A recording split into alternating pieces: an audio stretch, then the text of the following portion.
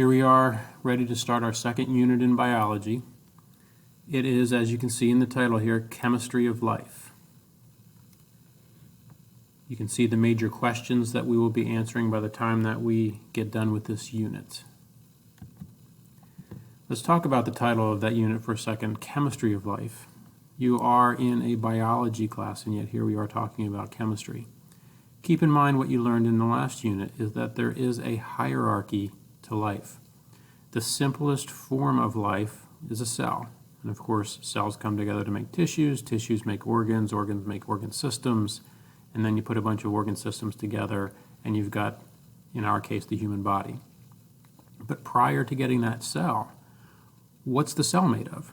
The cell is made of chemical compounds, and those compounds are made out of atoms. And it's those atoms that you see represented here in the periodic table. So despite the fact that this is a biology class, biology is absolutely based on some knowledge of chemistry, and so we need to learn a little biochemistry as we go along.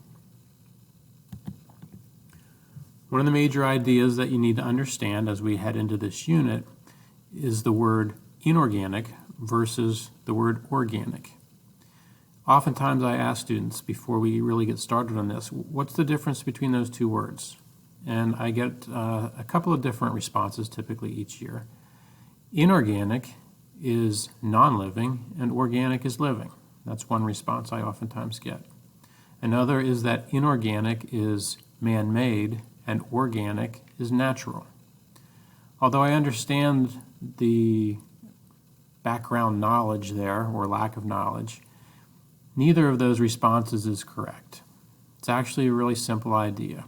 Anything that is inorganic, any compounds, chemical compounds that are inorganic, are simply those that do not contain the element carbon. And anything that is organic has carbon. In terms of us as living things, which of those are important to us? Well, both. We are made of both inorganic and organic chemical compounds, things that do not contain carbon and also things that do. Two examples that we're going to talk about that exist in our own bodies that are inorganic compounds are water and acids and bases, and we're going to start with the idea of the water. Here on the right is a representation of a water molecule. Good old H2O, as you're probably familiar. And in thinking about that chemical formula, you can see the O, the oxygen atom over here on the top, and then two hydrogen atoms along the bottom. What you also see represented in this diagram would be the parts of those atoms. Any atom is made up of protons, neutrons, and electrons. And what makes, let's say, oxygen different than hydrogen is simply the number.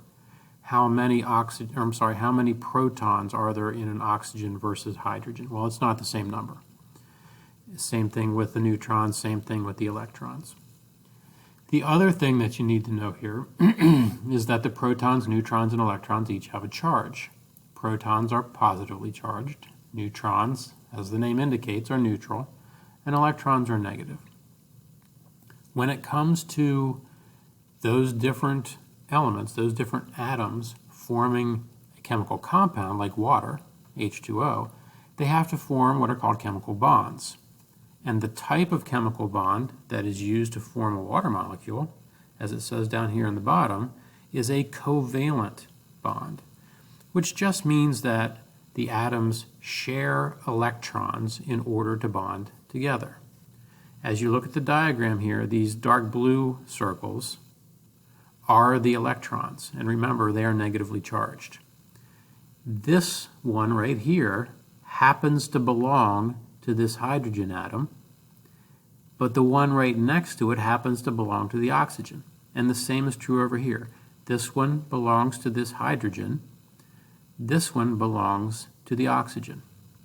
Covalent bonding is about the sharing of electrons. The oxygen and the two hydrogens are sharing the electrons, and because they're sharing them, they bond together. The weird thing about water molecules, though, is that that sharing, that covalent bond, isn't equal.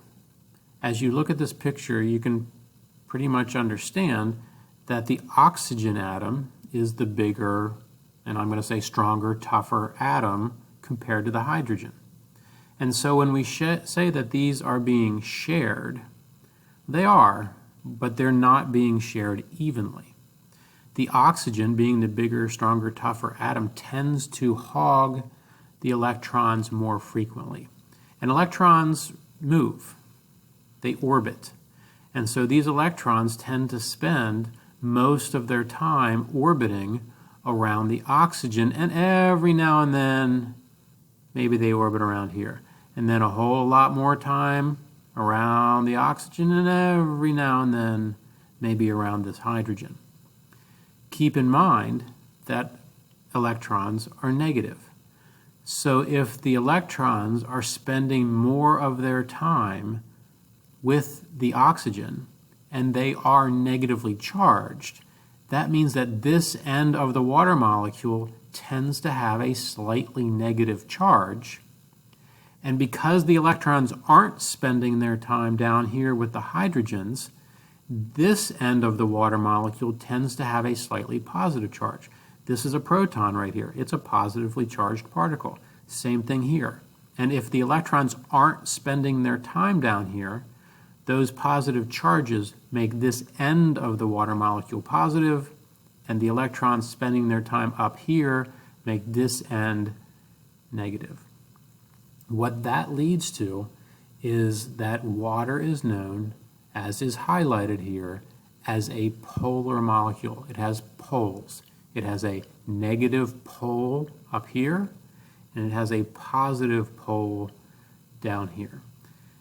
And that, believe it or not, is really critical to the way water interacts with other things. Because water is polar, it has two other qualities that are important.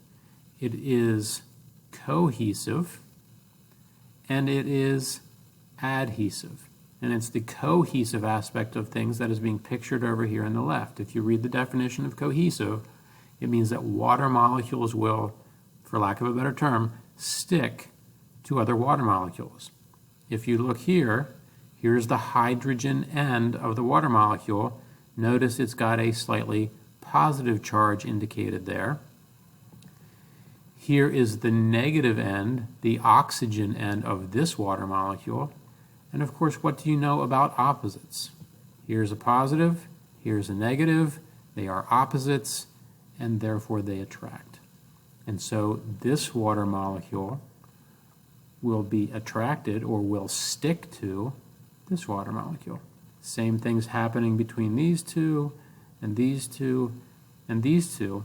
And the bond that is being formed there, and it's a relatively weak one, but still a bond nonetheless, is called a hydrogen bond.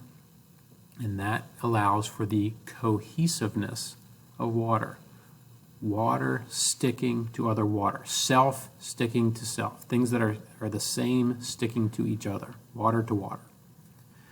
But at the same time, water, in addition to being cohesive, can also be adhesive.